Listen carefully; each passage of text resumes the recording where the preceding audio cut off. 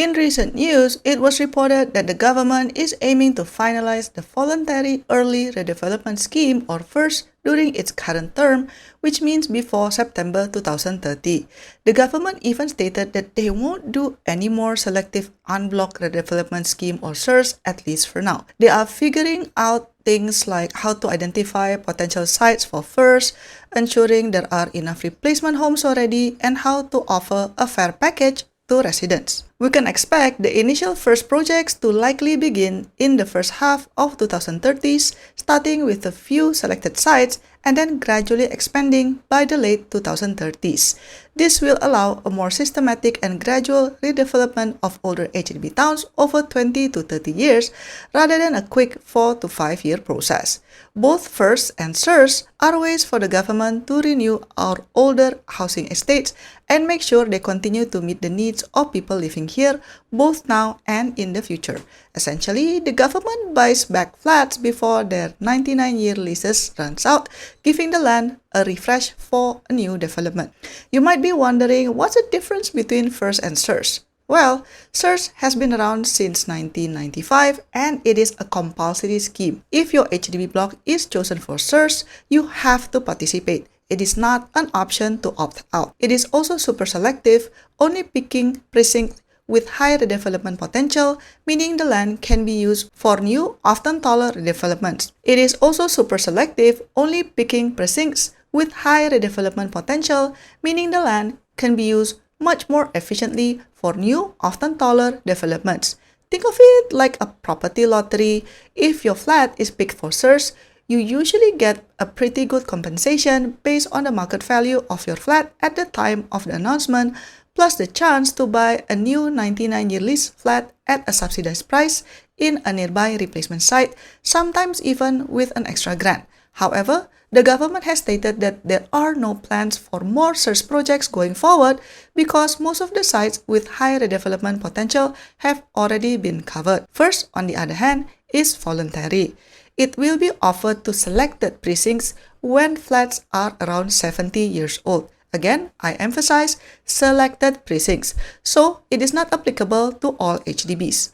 Residents in these precincts will get to vote on whether they want the government to buy back their flats early for redevelopment, similar to how they vote for the Home Improvement Program or HIP. This means if enough residents vote against it, the scheme won't go through for that precinct. The compensation for VERS is also generally expected to be less generous than SERS, mainly because the flats are much older and there's less financial upside for the government. However, the good thing about VERS is that it is designed to be more broadly applicable to a wider range of older HDB estates as opposed to the very limited SERS.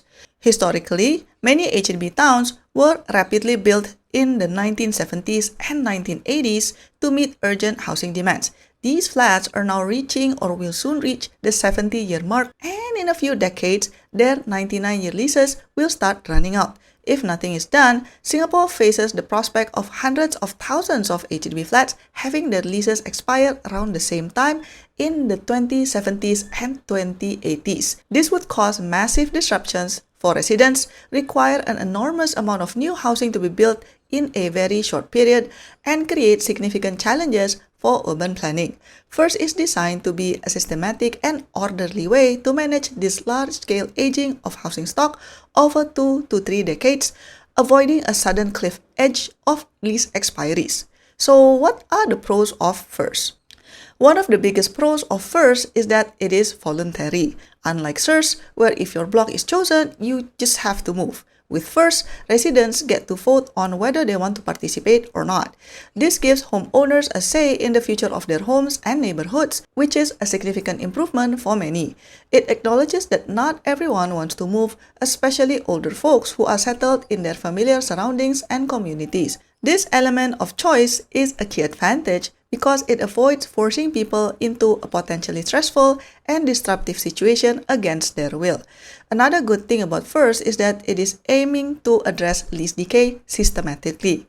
As HDB flats get older, their value tends to drop, and it can become harder to sell them.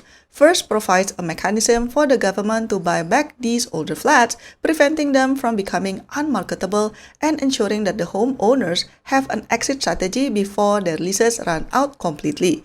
This proactive approach helps to manage the aging HDB housing stock across Singapore in a more orderly fashion, preventing a sudden rush of lease expiries in the distant future.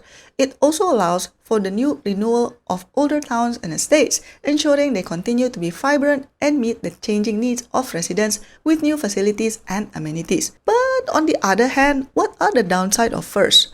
There are notable cons to FERS that homeowners need to consider. The most significant one is that the compensation is expected to be less generous than SERS. With SERS, it was often seen as striking the lottery because residents typically receive market value compensation and a chance to buy a new flat at a subsidized rate with a fresh 99-year lease. For FERS, since the flats will be much older, which is around 70 years old, the government has clearly stated that the financial upside will be less.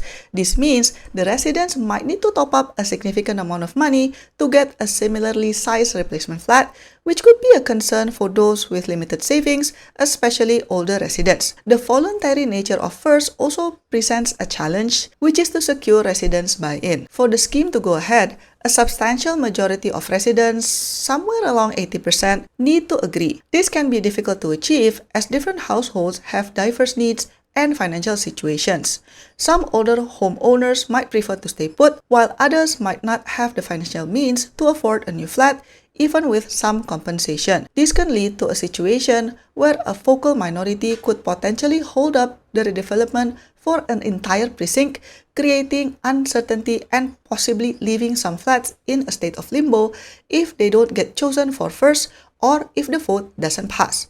Finally, while FERS aims to prevent lease decay, the lower compensation might not fully protect homeowners from the depreciation of their flat's value. If the payout for a 70-year-old flat is based on its depreciated value, homeowners who might have purchased their flat more recently at a higher price, hoping for a SERS-like windfall, could face losses. This makes financial planning for retirement even more crucial, as relying solely on FERS for a significant payout might not be a realistic expectation. The exact details of the compensation model are still being worked out, and it is something that many are keenly waiting to hear about. You might be wondering, well, why does the government now want to focus on doing FERS and no longer doing SERS?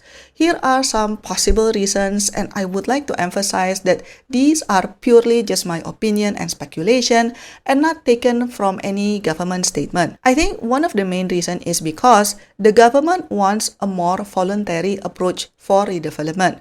SERS was compulsory. If your block was chosen, you just have to move. No other choice. While SERS often brought significant financial benefits to homeowners, it still meant a forced relocation, which could be stressful and disruptive, especially for seniors who had lived in their homes for decades. First, by being voluntary and requiring residents to vote, aims to give homeowners more agency in the decision-making process for their estate's future. This aligns with the government's broader strategy of engaging citizens and getting their buy-in for major policies. In other words, with FERS, it is the community themselves who will need to be the driver to convince the majority of the residents there.